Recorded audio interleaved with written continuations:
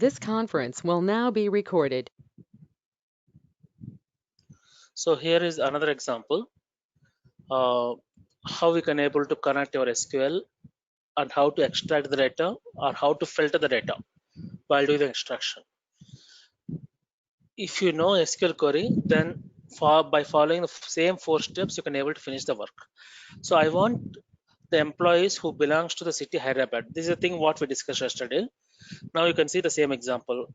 The 4 steps. First one is import py mysql. Second step, connect to the database. So py mysql.connect in bracket, give the four variables. The first variable is going to be the location, nothing but IP address, or if it's in within localhost, username, password, and followed by database. Since the path is going to be very lengthy, I'm going to be stored into a new variable called db. So when I refer db, it is nothing but the entire path, the current path. I can able to execute any SQL statement with the help of cursor. So cursor object. So for this particular entire query, I'm going to create a cursor object by using a function called dot cursor, db.cursor. So the entire path dot cursor, I'm going to store it back to cursor one. Now this cursor one has an object of entire path. I can able to execute my valid SQL statements and I can able to retrieve the data as per my requirement. So cursor one dot execute in bracket, write SQL query what you want. So select star from EMP where city equal to Hyderabad. Now you can see in the bottom of the screen, there are 3 customers who belongs to or 3 employees who belongs to Hyderabad. Now the problem here in Python is when you use a SQL statement by using a cursor object, the data will not be populated automatically. The data which you executed for using a selection statement will be stored in cursor object. So from the cursor object, you need to be retrieve the data by using a first statement. So for row in cursor one, print row. So by using a loop statements, you can able to retrieve the data from the cursor object. So by using first statement, we executed. Similarly, I want employees whose salary is more than 20,000. No difference. I am following the same statement. Either you can use cursor one or you can use a new cursor called cursor 2 equal to db.cursor. Since first 3 statement already executed, the py mysql is already executed. Assuming that the second statement also part of your first project, so import py mysql and a path is already executed. So I'm creating a new cursor, or you can use the cursor one. Both options you have. When you're using cursor one, the db.cursor is not required because it's already executed. If you're creating a new cursor, just create once again the cursor object, then execute, select star from employees where salary is greater than 20,000. Then when you execute this statement, the results from the SQL will be stored in cursor 2. From the cursor 2, you can able to execute the information with the help of first step. You can see the bottom 103, 104, 105. These are the employees whose salary is more than 20,000. Any questions? How to get it?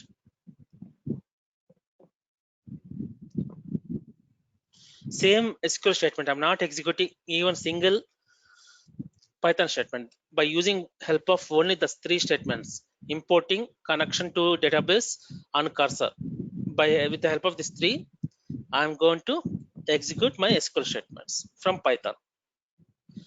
And I want employees whose salary is more than 20,000, and also the department number should be 12.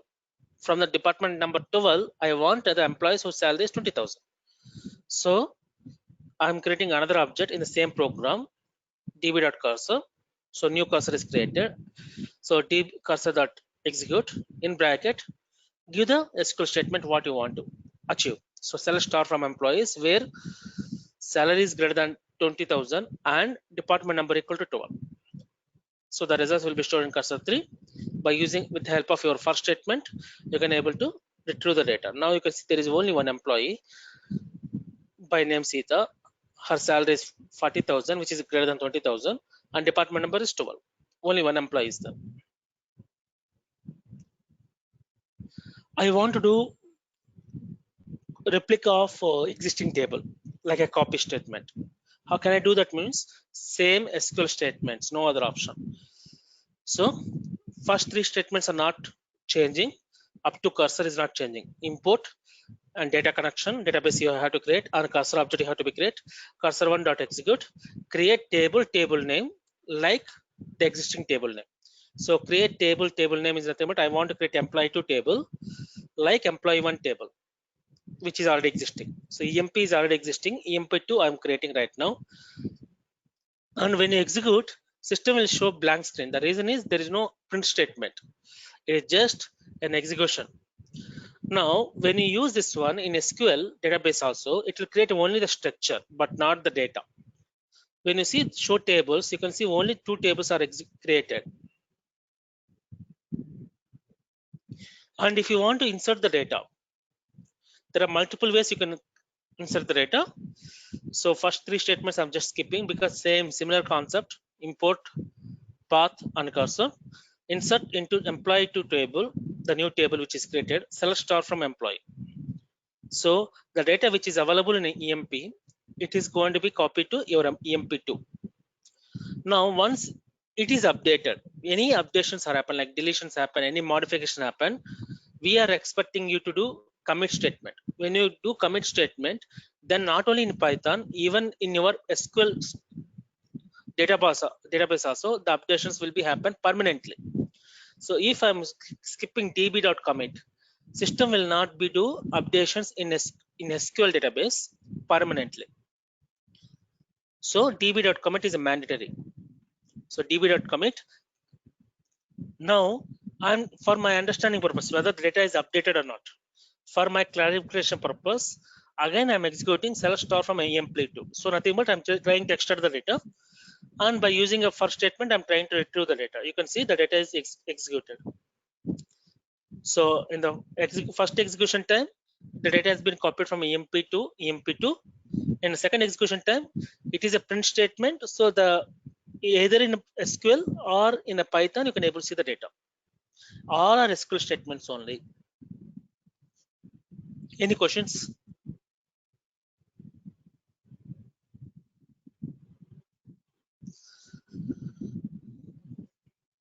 So how to remove the duplicates? We are going to use district function. District EID and column names EM, salary, sex, department number, city from EMP2. No difference.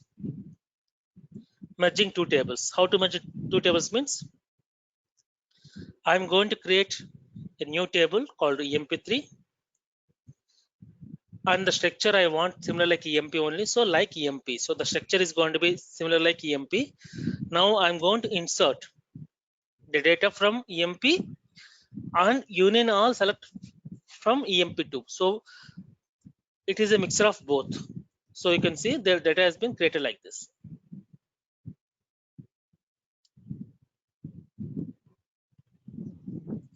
Any questions?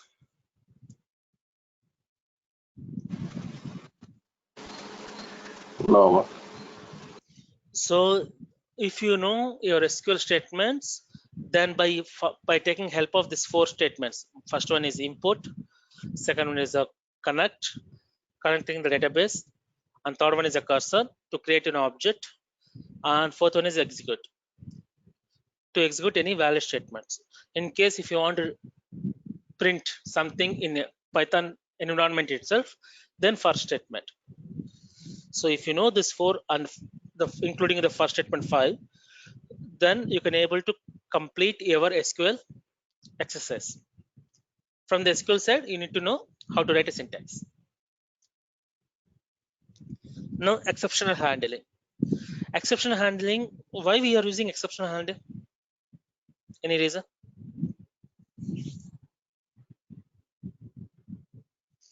Don't see that one. Generally, exceptional handling. Any error message it comes from. Sometimes you are trying to connect your database there might be an issue with you're trying to do some exercise, there might be some valid query, you executed, data might be updated, and suddenly without closing the connections, you might be come out. What will be happen?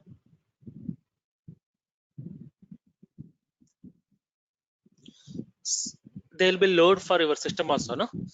If there is 1,000 or 2,000 employees working for the same SQL, Yes, load. load will be there. Or if there is an issue with your username or password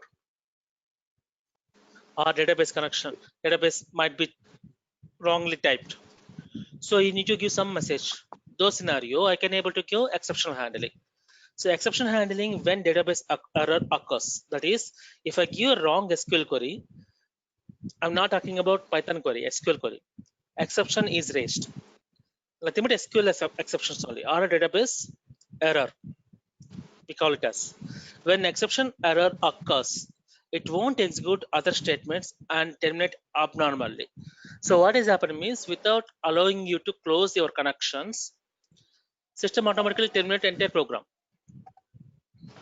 But the connection is not closed. If the connection is not closed, other people cannot able to access the database. If 1,000 people connection is not closed, then others cannot access the database itself. It may be load management issue will come, or the system cannot handle more than 100 people. So when 100 people are not closed because of different valid unvalid queries, gone case. So to overcome from that situation, we have exception handling in Python. So if you remember, we discussed about except, finally, try block, try, except, and finally block. The same concept we are going to be implement here also. So import py mysql, it is a live module or a class we are going to be imported. So I'm not going to be take it as a part of anything. Now db equal to none.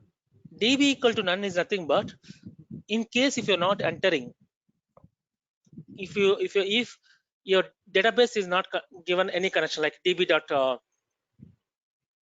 connect, py mysql dot connect, in bracket host name, username, password, and database name. If you're not giving anything, by default db is going to be none. Are you accepting that?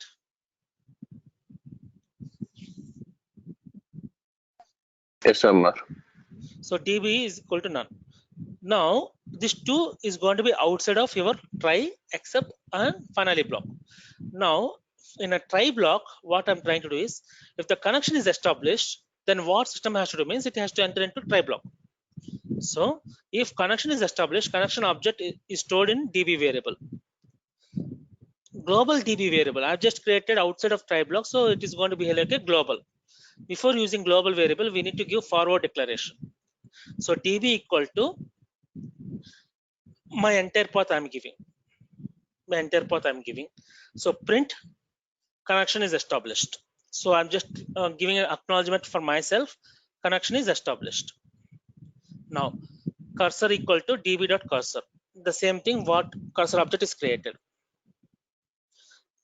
Cursor dot execute and write some SQL statements and give a first statement for printing purpose. Cursor dot close. This try block will be execute all the lines only when you have every valid SQL statements. What if I have some mistake in your connection? How the system has to be take? Those scenario you have to go to except block. So if I have some issue with my connection, maybe I given wrong database where the database itself is not executed, is not present, or I given wrong username or a password. So when I have some issue with my try block, directly system will go to except block and say that db error occurred. db error occurred. So once you give the db error occurred, I want system to be closed. All my connections itself. So I'm going to be check if my database not equal to none. That means not By default, if the data connection is not there, then by default none only. If there is a connection, that means it's not equal to none. The error can be happen in a SQL statement, the error can be happen in database statement, or the error can be happen somewhere you're writing a first statement, where it can be. So db not equal to none, db dot close. When database connection is not equal to none, that means there is some connection is happened, then only db dot close. Then finally you say print connection closed. Are getting my point? There are three steps are involved. One is a try block, one is except block, one is a finally block. DB is nothing but global statement. By default, the connection is not there, so it will store none variable. And in a try block, I'm writing a connection path. Automatically, the none will be overwrite with some connection variable information. Then I'm writing my SQL statements, which are valid statements. If after connection has happened, when I'm writing a valid statement, if something is wrong, system will be terminate try block and it will go to except block saying that db error is occurred. After connection, after except block is happened, then I want the connection whatever is established to be closed. So it will go to finally block. First system will check whether is there any connection has happened or not. If the connection has happened, then close it. If the connection is not happened, I don't want to perform any action. So if database is not equal to none, that means there is some value is there, then only db is dot close and print connection is closed. Now if you see, there are two different answers are given. When the reason is, when you see the connection, the database itself is not there. In my example, in my SQL query, that is the reason you are getting database error occurred. Instead of going for executing further statements and try, it's automatically closed. Database error occurred. And it is not closed because database connection itself is not created. The print statement is not executed. Connection is closed. But when I come into the second one, connection established and some data as employee statements have been executed, finally the connection is closed, because finally is going to be executed only when you executed either try or except block. So when you have proper connection, when you have proper valid statements, it's executed print statement by using help of your first statement, then cursor.close is happen. After cursor.close is coming to finally block. Since the connection is established, that means db not equal to none. That means there is some value is there. System will go inside the if statement and it say that db.close. System is going to be close the database connection. Finally, it will print connection is closed. So the same thing, connection is closed. Are you getting the difference? Why when to use try, except and finally block? Why to use exceptional handling in database connections?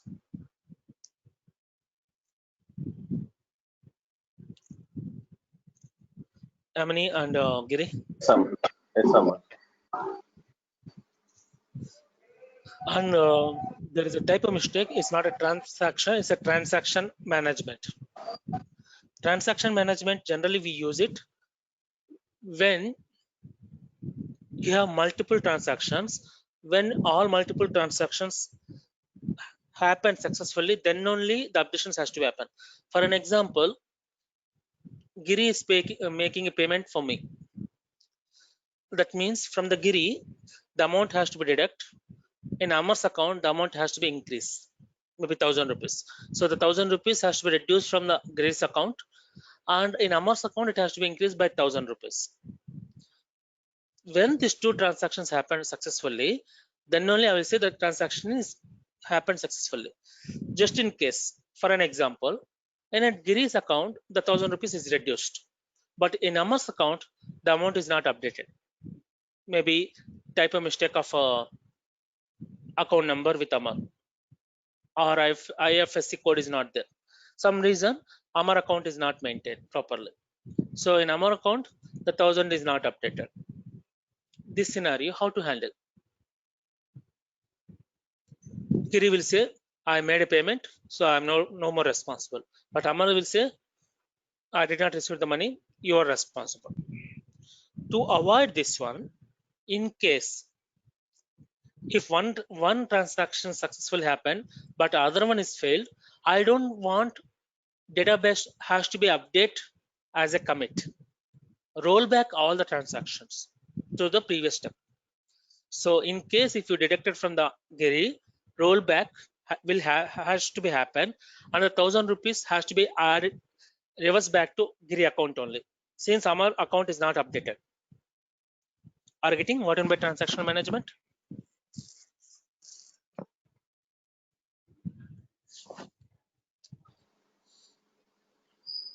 The Giri and Damini are getting my points? Summer. Yes, yes. So example, if the query 1 and query 2 both are executed successfully, then only you have to go for commit statement. That means when you use commit statement, the database has to be updated.